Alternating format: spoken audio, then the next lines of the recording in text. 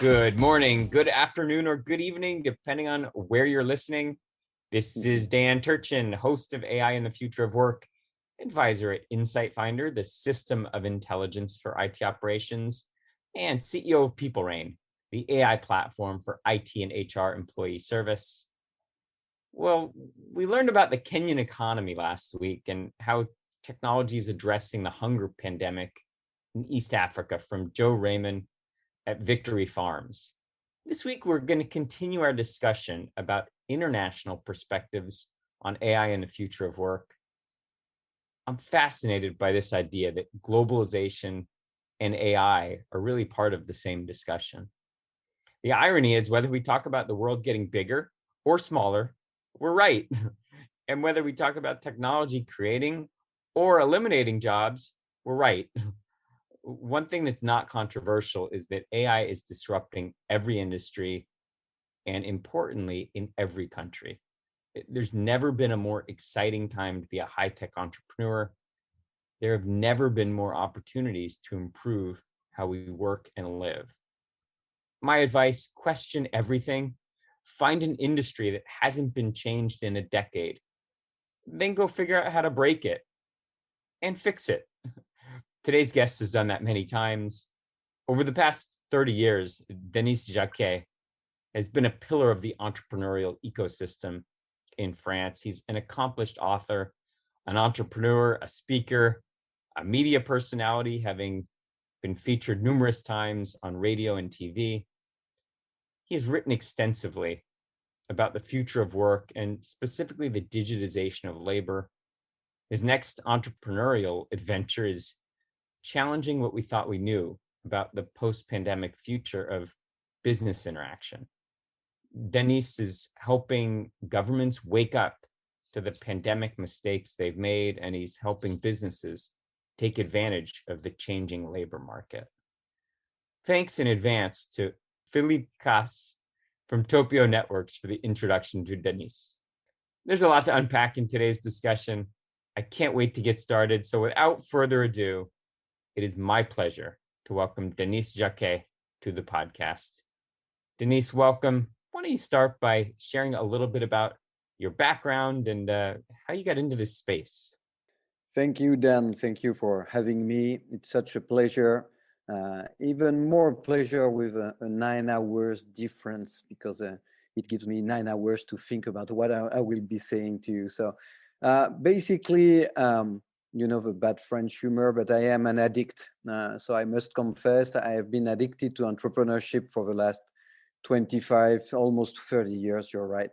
And I don't feel that I need to go to rehab because I even want to take it even a little bit further. So I graduated from a law school and a business school almost at the same time. So I thought for some time like I could be a tax lawyer. Actually, I did it 30 years ago during 3 years. But quite rapidly, I realized that I was better at breaking the rules than following them.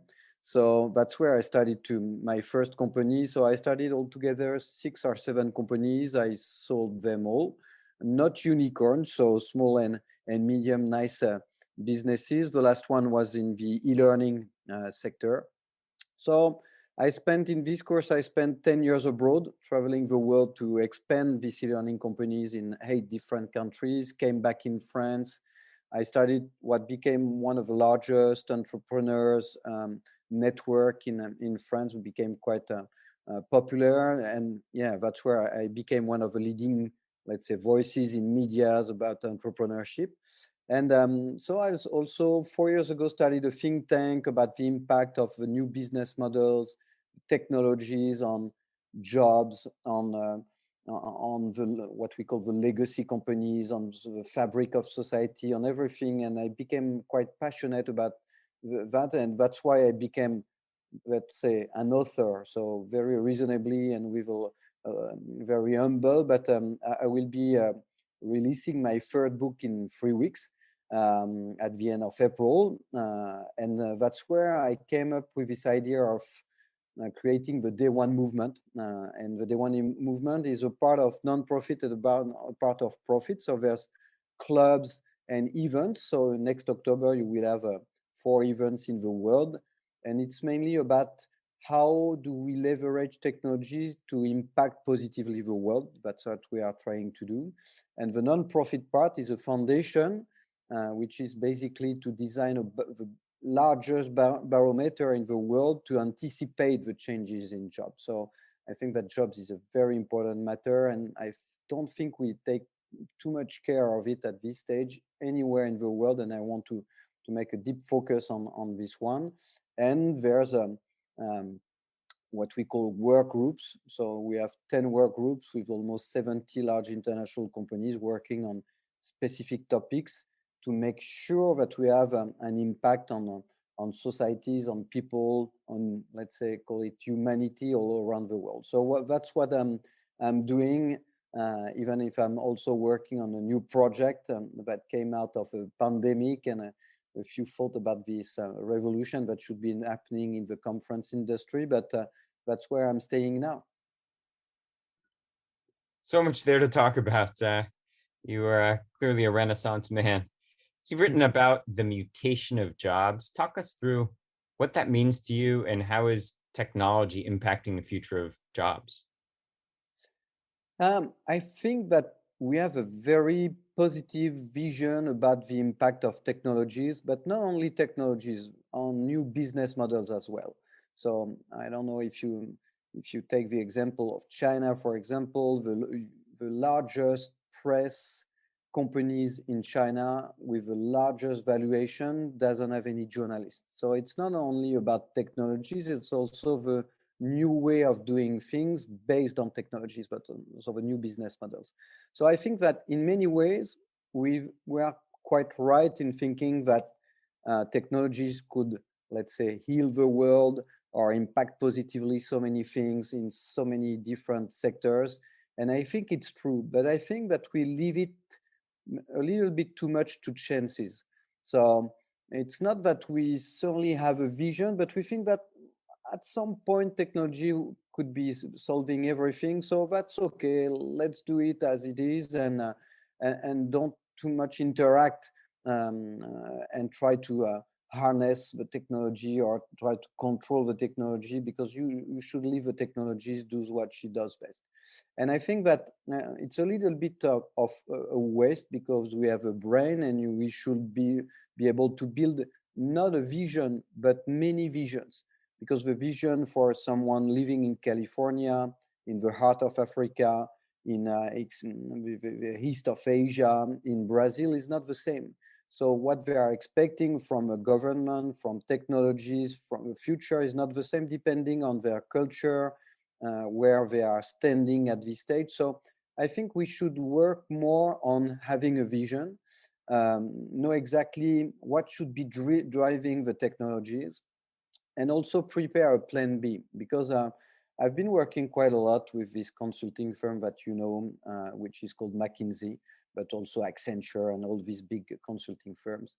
And recently they did 2 studies, and one was about the Black Americans, and they said that most of them in the US are in the bad cities with the bad qualifications in the bad industries. And they made a report which is quite frightening, saying that if the automation is moving up, going faster, then the Black Americans will be completely behind. And certainly they won't think that technologies is a good thing. So I think we should anticipate, have plan Bs, and make sure that we can use the technologies for the best and to include everyone. So that's mainly, and another example is FoxConn. As you know, FoxConn, that's this Taiwanese company, certainly the largest in the world, 1.5 million workers. 2/3 or 3/4 of them are low qualified people. And the founder of FoxConn said, well, I think that 1 million of my workers will be replaced by robots within 10 years. So the question is, what will we do with low qualified Chinese and Taiwanese with no job tomorrow? 1 million is huge. And if you multiply it by so many countries in the world, it's a social, political, even democratical problem, because these people, if they don't think that they have a future, they will certainly not vote for democratic people. So that's my feel. I think that's a good timing to work on that, to anticipate, to have plan B and maybe plan C, and make sure that inclusion is one of the main driver for technologies and new business models. So let's say you're asked to coach European governments about how to embrace new technology to avoid some of the social and political upheaval that you described, like maybe what's ahead from Foxconn. What's your advice? Well, that would be ambitious on my side, but at least first thing would be to open their eyes, because when you think about it, China is moving fast, the Silicon Valley, but mainly the US is still moving fast. Israel is always moving faster. Korea, that is also a very innovative country, but mainly the US and China, they are taking a risk. They are going toward the future. They are invest in the future. And in Europe, they are speaking about a strategy for new technologies. I mean, we are, come on, 2021, and we are still not, we don't have even the beginning of a strategy on artificial intelligence, on data. So it's mainly more defensive than attacking. And I don't see Europe boast itself to be the largest economic space in the world. If you combine these 27 countries, that's true. But as a united force, it's not true, because it's 27 very different markets with different languages. It's not a single market, really. And there's no strategy. And we saw it exactly during the COVID crisis and the pandemic, because suddenly you realize that that's the only continent in the world with less than 10% of people vaccinated, and we are still lagging behind. So I would say open your eyes, go faster, invest massively. We have so many nice talents, and you know that in Silicon Valley, because there are so many talented French data scientists. Most of them are in the top 20 of the 50 largest American companies. So we have the talents, but we are not able to translate these talents into scalable companies. And the main thing is that we are a lot about regulation, and regulation is becoming a kind of prison where that kills innovation. And that's because the technocratic side of Europe is gaining over the entrepreneurial side of all these guys. They have never been working in their lives. They have been working for government or governments, but they never created anything. So they don't understand what is going on in the world. And so that's why I'm very frightened. And I shouldn't say that, because I should be shameful and stay in my country and fight for it. But the reason why I'm moving to the US for the second or third time in my life is because I want my kids to grow in a country that is looking forward in the future, and not a country that is looking at their feet and not doing anything, taking any risk. So it's a matter of open your eyes, take more risk, invest massively, give a better valuation to the business models, give their chance to all these talents that we have in Europe that are really great. And but at this stage, that's not what they are doing. So a little bit frightened about the future of Europe, to be honest with you. Kai-Fu Lee wrote a book called AI Superpowers, comparing Yeah. the rise of AI technology in China versus Silicon Valley. Mm-hmm. Now, he shares some similar theses with you based on what you've been talking about, and what we know from Dr. Lee's book. What are your thoughts about moving to China with your family instead of the West? Maybe maybe they've figured it out long before we have. Basically what I think is that you have two countries in the world with a real vision. So, and maybe inside the US, Silicon Valley is something very special. So you have a vision which is partly liberal and sometimes even libertarian vision, which is let things happen, let's invest massively, let's see what will be happening, and if something wrong, we will be using this huge amount of money that we are doing to heal the things, to correct the course of things, and that's it. And that's a vision. And somewhere it should preserve democracy, to make sure that people have access uh, to education, to information, to almost everything, health, education, all that stuff. So that's really a real legacy about the vision of a very liberal economy that you have in the US, and it's closer to my vision, of course. But when you think about China, it's certainly a place that I respect because I've got this kind of admiration, not for the political regime, but for the way that this government, which is managed by communist guys, think about how enlightened, how fast, how brilliant is their strategy. They were so late in AI, in data, in entrepreneurship, in everything. And in less than 30 years, they catched up so rapidly that even Eric Schmidt at Google said 5 years ago, these guys are catching up, it's going fast. And I spoke to Kei-Fu Lee that you mentioned a few minutes earlier in your introduction. And I spoke quite extensively with him. In his book, he said it's a gladiator economy. So it means that people are coming into this arena. They want to be rich. They want to they want to become billionaires. But at the same time, the government is saying, wait, you can be a billionaire in a communist country, but don't forget that all the data should be coming back to the government to make sure that we keep the same kind of political government and the Communist Party.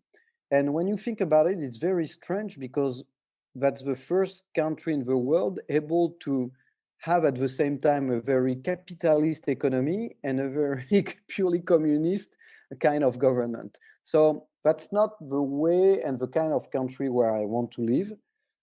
But you have to respect the quality of their work, the speed to which and the strategy that they have.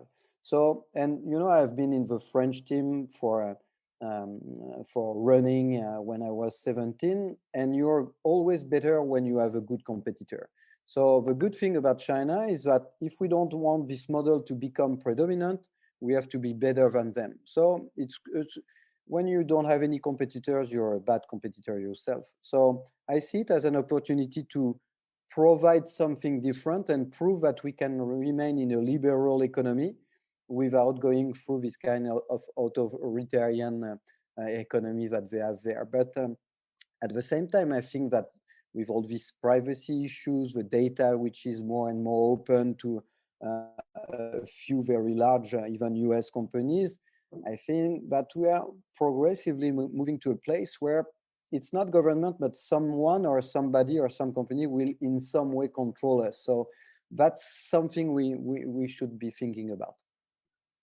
Talked about this on this podcast before, but I hope that the rise of China as an AI superpower is a wake-up call to Silicon Valley.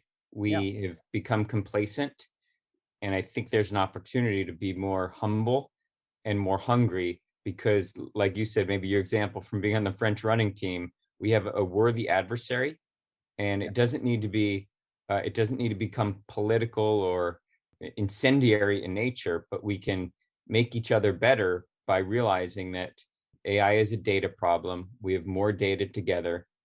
AI requires a lot of trained data scientists. We should maintain open borders and celebrate innovation as opposed to seeing each other as political adversaries. So one of the projects that you mentioned you're working on is related to how the future of business conferences will forever be changed by the pandemic. Give us a little tease. What is it that you're working on? Yeah. In fact, you know that most of the innovation are coming out either, I would say, observation or curiosity or traumatism.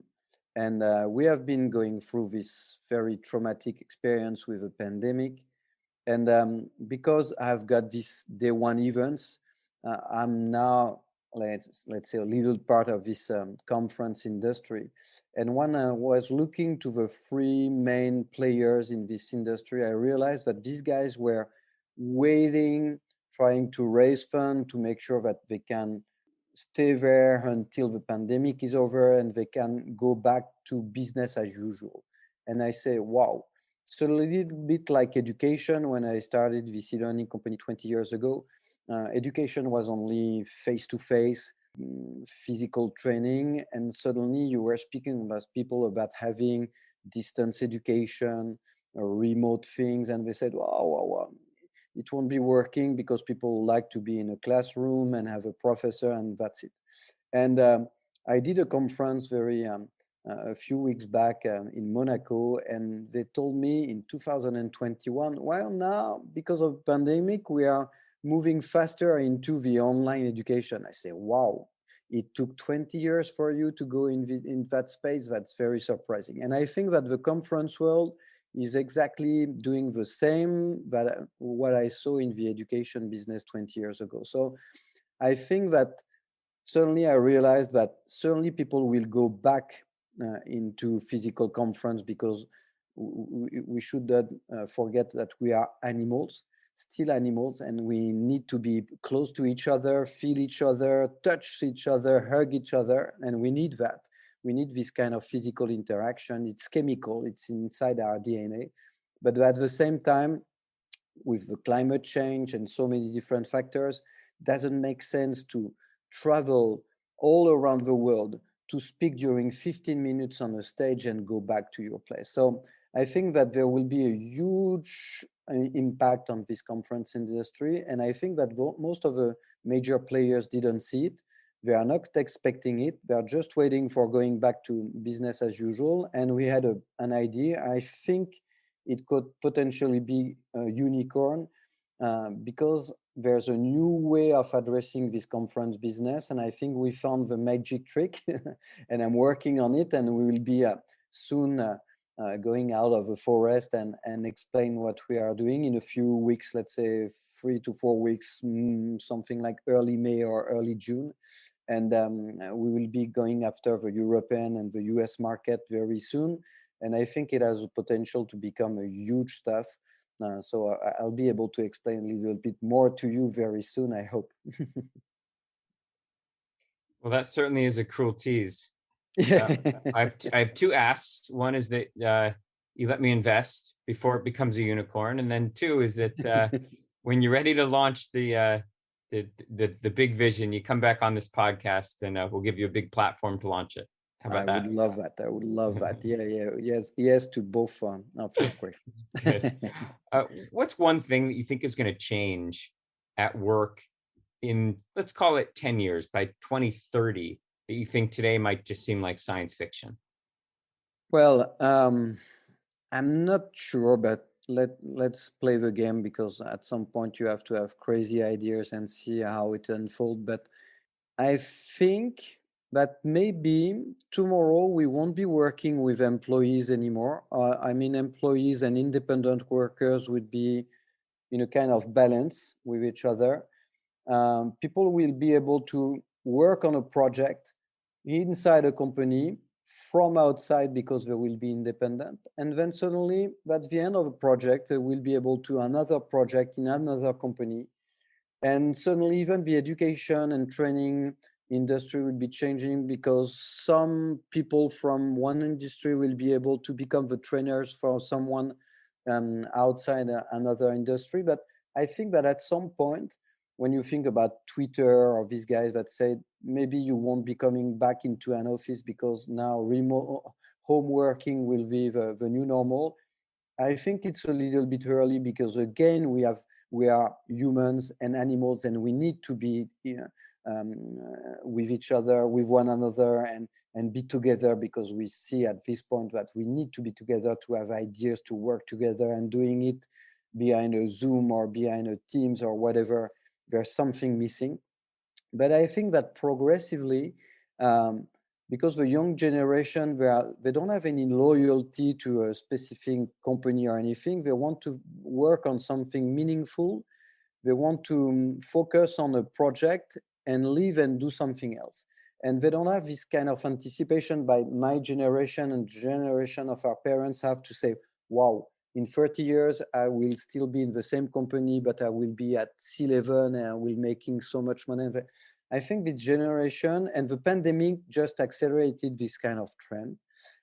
So I think that certainly 10 to 15, 20 years, I think working and organizing a company will be a very different story. So there will be a base of faithful, loyal people that will remain in the company because you need a memory, and people staying in your company, that's your brain and that's your memory.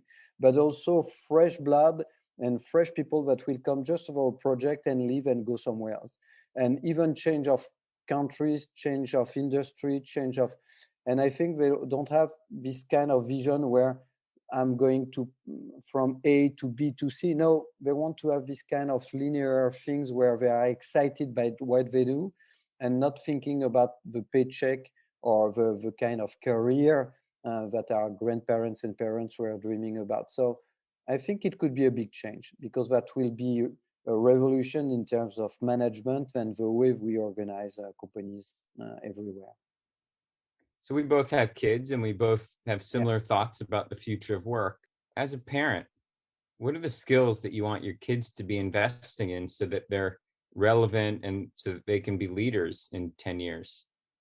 I think that it could be surprising, but what I'm trying to teach, because I had two lives, so I'm remarried, and but because it's a huge proportion of entrepreneurs that went through divorce, so I'm not an exception. But my three first kids are older now, so they are starting in their life. So there's not so much that I can do for them because they are already grown ups. They have their ideas and things, but they, one of them became an entrepreneur and we are working quite a lot together. So I'm trying to share what I've been through as an entrepreneur. And it's very nice because he was not listening to me when he was 10 years or 15 years old. And now he listens very carefully because he thinks that his father is quite, let's say, regularly good, and that he should take a few good ideas from me. But for Emma, she's 11 years old. One of the reasons we decided to go to the US is that I want her to be as much multicultural as possible. So because it means openness, to be open to diversity, different culture, different languages, different ways of looking at the world. And so my wife is from Africa. I was born in France. I'm part Catholic, part Jewish. So I'm very open to so many different things, and I want her to be super open to everything. And I think that people with curiosity, openness to diversity, able to make a synthesis of very different and sometimes things that seems antagonic in a certain way, suddenly able to do the synthesis and find the common ground into the diversity will be certainly the people with a huge success in the future. And I definitely think that being adaptable, being able to go from one place to one culture, from that will be the secret of the future leaders. And everything is getting combined, mixed, and everything, even colors, even religions. People are getting married with each other. So we are going toward a larger diversity. So people able to play and have this kind of flexibility will certainly the best. So I'm trying to teach her as much as I can to be adaptable, flexible, open. And I think that is even more important than doing the best university or the best business school or everything. I think we are going toward a very different world. I don't know if it's for her, but I think so, because she will be able to get into the professional world, what, in 12 to 15 years. So that's where things will be very, very different. And I want her to be open. So that's mainly what I'm trying to do with my kids. So educate us about the entrepreneurial ecosystem in Europe. I Mm. am ignorant about a lot of the cultural differences. Last week I mentioned we had a Kenyan entrepreneur talking to us about aquaculture and the Mm. application of technology to the African economy. But with respect to, let's say your daughter and maybe, at some point she's an entrepreneur like you, is there a reason why she couldn't participate in that kind of synthesis of ideas and that exposure to multiple cultures, like what you said is driving your move to the US? Could she not get that same kind of the same kind of environmental the stimuli in Europe? I think that, well, the first thing is that we are not the only country because it's going everywhere around the world, but Europe is getting older. So that's the same in Russia, that's the same in Japan. That's one of the oldest country. I don't think about their history, but when you say the average age in Japan is huge, and it's that's the same in Europe. So it means that when you don't have kids and you don't have a new generation coming behind, it means that at some time the growth is slowing, and certainly Europe is slowly declining. And when you read about the various reports or studies that has been done with major banks, consulting firms in the last 12 months because of the pandemic, they said that the two major victims would be Latin America and Europe. So the thing that mostly in Europe, people think that the past was better than the future. They don't think that they belong to the future anymore. They don't trust their governments anymore. And it's also almost the same because, in the 70s, somebody born in the US had 90% chances to raise the social level of his parents. Now it's around 50, 45, 50%. And the study says that in 2030, even in the US, the chances to have a better life standards and all that kind of things could be anywhere between 20 and 30% compared to 90% 50 years ago. So, but still, what my feeling is that the US, the American, most of them believe in the future, and Europe is not believing in the future anymore. So the government has a strong presence, and people don't trust the politicians anymore. So it's going into a very wrong direction. And because there's no money and no growth anymore, people rely even more on the government, which is taking more taxes, killing the growth. And it's a kind of a vicious circle that we are going in. So that's why it's better for me to think about my daughter either in, I would say, or in an emerging country, going to Africa or going even to Brazil or some place like that, or going to the US because you still have a very good education system. The energy is there. It's thriving, at least in the large cities, because the center of the US is also having a lot of challenges and a lot of industries disappearing, jobs that are killed and everything. But at least in the large American cities, you can really think about the future. So that's mainly the difference. I think that people don't believe in Europe anymore. Sounds rather dystopian. Yeah, definitely. I don't love to say that, actually. Yeah. But an important awakening.